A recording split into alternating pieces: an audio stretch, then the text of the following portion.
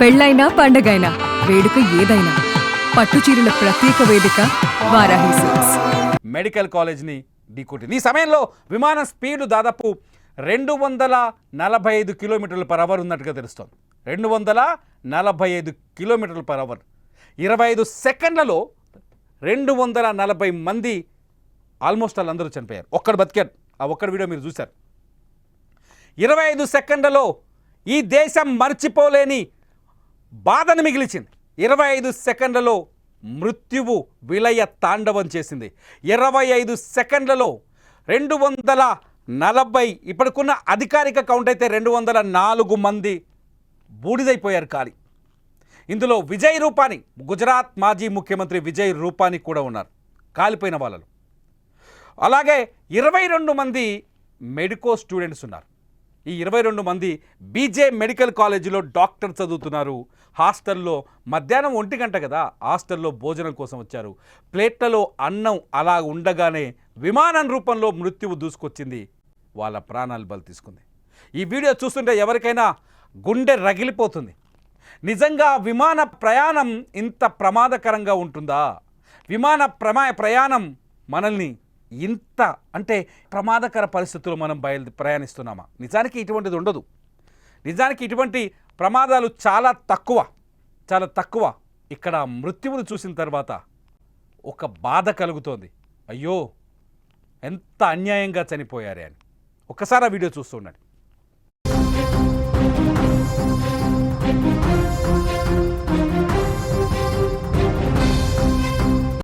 మీరు స్క్రీన్ పైన ఇంకొక బ్రేకింగ్ వీడియో చూస్తారు. ఈ బ్రేకింగ్ న్యూస్లో ముఖ్యంగా ఉన్నది ఏంటంటే, ఈ విమానం 2 గంటల ముందు ఢిల్లీ నుంచి అహ్మదాబాద్ వచ్చింది.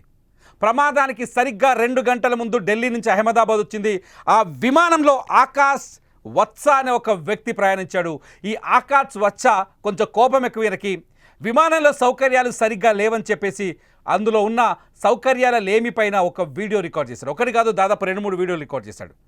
అందులో ఉన్న ఏసీ పనిచేయట్లేదు, లైట్లు పనిచేయట్లేదు, స్క్రీన్ పనిచేయట్లేదు, విమానం రూట్ మ్యాప్ పనిచేయట్లేదు, ఏ డేటా లేదు, వరస్ట్ ఫ్లైట్ అంటూ ఆయన ఒక వీడియోలు ఆయన మాట్లాడుతూ ఆయన కొన్ని వీడియోలు రికార్డ్ చేశారు. ఒకసారి ఆ వీడియోలో ఆయన ఏం మాట్లాడినో వినండి.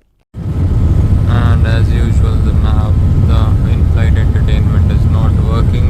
Leave in-flight entertainment. Calicut to landing stations. If I talk about this light, it is also not working. If I press this cabin crew button, it's not working either.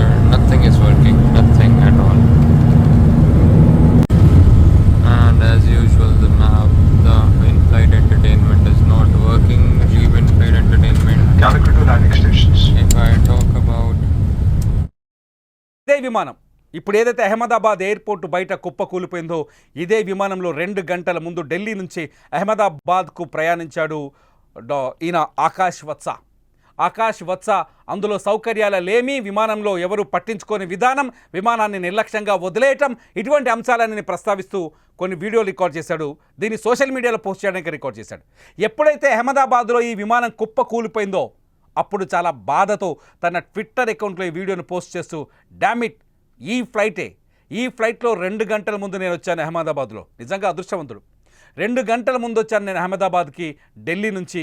ఇందులో ఏ సౌకర్యాలు సరిగ్గా లేవని అక్కడ ఉన్న టాటా వాళ్ళకి, ఎవరైతే ఇది టాటా కంపెనీకి చెందిన ఎయిర్ ఇండియా విమానం టాటా ఆక్యుపై చేసింది, ఎయిర్ ఇండియా వాళ్ళకి ఫిర్యాదు చేయడానికి ప్రయత్నించాడు. ఈలోపే విమానం నేలకూలిపోయింది. 2 బాక్స్లో చూస్తున్నాం. ఒక దాంట్లో విమానం లోపలి విజువల్, రెండోది విమానం వెలుపలి వీడియో.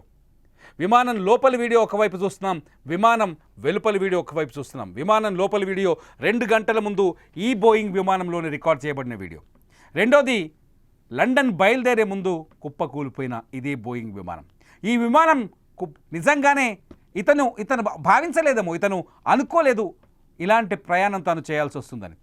ఈ ప్రయాణం ఇంత ప్రమాదకరంగా, అంటే ఇతని తర్వాతి ప్రయాణం ఇంత ప్రమాదకరంగా ఉంటుందని ఎవరు ఎక్స్పెక్ట్ చేయలేదు. ఎక్స్పర్ట్ చెప్తున్నారు ఇటువంటి విమానాల్లో సాంకేతిక లోపాలు తలెత్తడం చాలా అరుదు అని. కానీ విమానం లోపలనే ఏసీ లేదు, కనీసం స్క్రీన్ పనిచేయట్లేదు, పట్టించుకోవట్లేదు, ఎవరు ఆ లైట్లు సరిగా పనిచేయట్లేదు, అక్కడున్న ప్రయాణికులు చాలామంది ఇబ్బంది పడుతున్న వీడియోలు కూడా ఉన్నాయి. ఆయన రికార్డ్ చేశాడు ప్రయాణికులు ఇబ్బంది పడుతున్న వీడియోని. కట్ చేసే అదే విమానం సరిగ్గా 2 గంటలు ఆకాష్ వత్స ఈ వీడియోని రికార్డ్ చేసిన 2 గంటల తర్వాత అదే విమానం అహ్మదాబాద్ ఎయిర్పోర్ట్లో ఎగిరి సరిగ్గా 25 సెకండ్లో కుప్పకూలి పేలిపోయింది. 2 వీడియోస్లో చూస్తే మీకు అర్థమవుతుంది సిచ్యువేషన్ ఎంత హారిబుల్గా ఉందో. మీరు ఆలోచించండి, ఒక్కసారి మీరు ఇలాంటి ఫ్లైట్లో ఉన్నప్పుడు ఏముంటుంది, ఏం జరిగి ఉండేది? ఈ ఫ్లైట్లో మీరే ఉంటే ఏంటి సంగతి? ఈ ఫ్లైట్లో మీరే ఉంటే ఏం జరిగేది? ఒక్కసారి ఆలోచించండి. నిజంగా ఇక్కడ నిర్లక్ష్యం ఉందా? ఉదయం నుంచి మధ్యాహ్నం 1:38 నుంచి భారతదేశంలోని ప్రతి రాష్ట్రం, భాష, ప్రాంతమన్న తేడా లేకుండా ప్రతి ఒక్కరూ బోరున విలపిస్తున్న సంఘటన. 204 మంది విమాన ప్రయాణికులు కళ్ళ ముందే 25 సెకండ్లలో ప్రాణాలు కోల్పోవటం. ఈ దేశంలో ఉన్న ప్రతి మనిషి ఈ విషయం తెలిసి అయ్యో ఇంత దారుణం జరిగిందా అని బోరున విలపిస్తున్న తరుణం ఇది. ఈ విమాన ప్రమాదానికి గల కారణాలు వాళ్ళకి తెలియదు. ఎందుకు ఈ నేల కూలిందో ఎవరికీ తెలియదు.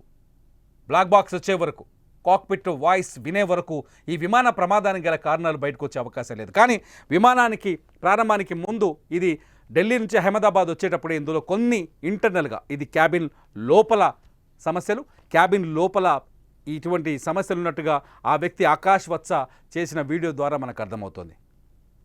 అంటే నిర్లక్ష్యం ఉందా? నాకు అర్థం కావట్లేదు. నిర్లక్ష్యం ఉందా? దీన్ని నిర్లక్ష్యం అనొచ్చా? నిర్లక్ష్యం అనే అవకాశం ఉందా? ఎంతవరకు నిర్లక్ష్యం అనొచ్చు? ఈ వీడియో చూస్తున్న మీరు దీన్ని ఏమంటారు ఒకసారి కామెంట్ చేయండి. నిర్లక్ష్యం అనొచ్చా? బాధగా ఉంది, ఎందుకంటే చనిపోయింది 240 మంది అమాయకులు కదా. లండన్లో తమ వాళ్ళని కలిసేందుకు ఆతృతగా బయలుదేరిన మనుషులు కదా. 53 మంది బ్రిటిషర్లు ఉన్నారు. వీళ్ళంతా గుజరాత్కి వచ్చి ఈ ప్రాంతాన్ని, భారతదేశాన్ని ఎంతో గౌరవించి భారతదేశంలో ఎన్నో జ్ఞాపకాలని మోసుకొని ఫ్లైట్ ఎక్కారు. ఆ జ్ఞాపకాలు తమ స్వస్థలానికి తీసుకువెళ్ళక ముందే నేల కూలిపోయారు. 169 మంది ఇండియన్స్ ఉన్నారు. ఒక్కొక్కరి కథ చదువుతుంటే నిజంగా కన్నీళ్ళు వస్తున్నాయి. రాజస్థాన్కి సంబంధించిన ఒక మహిళ, ఆమె పేరు ఖుష్బూ, కొద్ది రోజుల క్రితమే పెళ్లి చేసుకుంది రాజస్థాన్ నుంచి. ఈ ఖుష్బూ కొద్ది రోజుల క్రితమే పెళ్లి చేసుకుంది. ఈ మహిళ ఈ ఫ్లైట్ ఎక్కింది. భర్త లండన్లో ఉన్నత విద్య చదువుతున్నాడు. లండన్కి వెళ్ళి భర్తతో కలవాలనుకుంది. ఫస్ట్ ఫ్లైట్, పెళ్ళైన తర్వాత ఫస్ట్ జర్నీ, ఎన్నో ఆశలతో ఎన్నో ఆనందాలను ఊహించుకొని భర్త కోసం ఎన్నో ఆశలని మూటగట్టుకొని ఈ ఫ్లైట్ ఎక్కింది. కానీ ఆమె అనుకున్న గమ్యంలో ల్యాండ్ కాలేకపోయింది, ప్రాణాలు కోల్పోయింది. Same scene. ఇద్దరు ఇంగ్లీష్ వాళ్ళు, బ్రిటిషర్స్, కొద్ది రోజుల క్రితం ఇండియాకు వచ్చారు. ఇక్కడ టూరిజాన్ని ఎంజాయ్ చేయడం కోసం వచ్చారు. ఇద్దరు బ్రిటిషర్స్ కొద్ది రోజుల క్రితం ఇండియాలో టూరిజంని ఎంజాయ్ చేయడానికి వచ్చారు. ఆ ఇద్దరు గుజరాత్లో అనేక ప్రాంతాలు తిరిగి భారతదేశం మీద ఎంతో ప్రేమను, అభిమానాన్ని పెంచుకున్నారు. ఎయిర్పోర్ట్కి వెళ్ళిన తర్వాత వాళ్ళు ఒక వీడియో రికార్డ్ చేశారు. ఇద్దరు ఏం చెప్పారో తెలుసా? ఇండియాని వదిలి వెళ్ళడం చాలా బాధగా ఉంది. భారతదేశం మాకెంతో అందమైన జ్ఞాపకాలు, గొప్ప జ్ఞాపకాలను మిగిలించింది. ఈ దేశాన్ని వదిలి వెళ్ళాలంటే బాధగా ఉంది అన్నారు. అంతేకాదు ఇంకో మాట కూడా చెప్పారు, this is last night in India అని చెప్పలేకపోయారు. This is last night, good bye India అన్నారు. వాళ్ళ మాటల్లో చెప్పినట్టుగానే ఆ వీడియోలో చెప్పినట్టుగానే లాస్ట్ జర్నీ అయింది వాళ్ళ లైఫ్లో, లాస్ట్ నైట్ అయింది. నిజానికి ఈ ప్రమాదమే జరగకుండా ఉండినుంటే ఈ పాటికి వాళ్ళు ఫ్లైట్లో అందరూ హాయిగా భోజనం చేసి నిద్రపోయి ఉండేవాళ్ళేమో. మృత్యువు ఇలా దూసుకొస్తుందని, అది అహ్మదాబాద్ ఎయిర్పోర్ట్ ప్రహరీ గోడ అవతలే ఉందని, అహ్మదాబాద్ ఎయిర్పోర్ట్ ప్రహరీ గోడ అవతల వీళ్ళ కోసం ఎదురు చూస్తుందని వీళ్ళకి తెలియదు. మృత్యువు దూసుకొచ్చింది. ఏ విధంగా? ప్రమాదం రూపంలో దూసుకొచ్చింది. బోయింగ్ 787 పైన ఎదురుపడింది. ఆ బోయింగ్ 787 ఊహించని విధంగా 25 సెకండ్లలోనే పక్కనే ఉన్న బీజే మెడికల్ కాలేజ్ హాస్టల్ పైన పడిపోయింది. వీళ్ళకే కాదు, వాళ్ళకి ఈరోజు మరణం రాసిపెట్టుందేమో అనిపిస్తుంది. ఒకసారి చూస్తే వాళ్ళకి కూడా మరణం అని రాసిపెట్టుందేమో. అక్కడికెళ్ళి ఈ విమానం గుద్దేస్తే ఫ్లైట్లో ఉన్న వాళ్ళు 244 మంది, అందులో ఒక్కడు బతికాడు. విశ్వాస్ కుమార్ రమేష్ బతికేశాడు. కానీ మిగతా వాళ్ళ పరిస్థితి ఏందో లెక్కలు తెలియదు. ఇప్పటికైతే 204 డెడ్ బాడీస్ అయితే దొరికాయి. వాళ్ళ ఐడెంటిటీ కూడా తయారు చేస్తున్నారు. హాస్టల్లో ఉన్న పిల్లలు 22 మంది చనిపోయారంట. బాధగా ఉంది, నిజంగా చాలా బాధగా ఉంది. హాస్టల్లో 22 మంది పిల్లలు చనిపోయారంటే ఏం తప్పు చేశారు వాళ్ళు? ఇంత పెద్ద మృత్యుఘోష మనకెందుకు? ఇంత పెద్ద మరణ ఘోష మనకెందుకు? మీరేమనుకుంటారు? ఈ వీడియో కింద కామెంట్ చేయండి. మీ అభిప్రాయాన్ని ఖచ్చితంగా షేర్ చేయండి. ఈ బాధాకరమైన సందర్భాన్ని ఖచ్చితంగా మీ బాధని మీ మాటల్లో వ్యక్తపరచండి. విమానానికి సంబంధించిన అహ్మదాబాద్ నుంచి లైవ్ రిపోర్ట్స్ కావచ్చు, అహ్మదాబాద్ నుంచి అప్డేట్ సమాచారం కోసం చూస్తూనే ఉండండి Suman TV live, Suman TV digital live.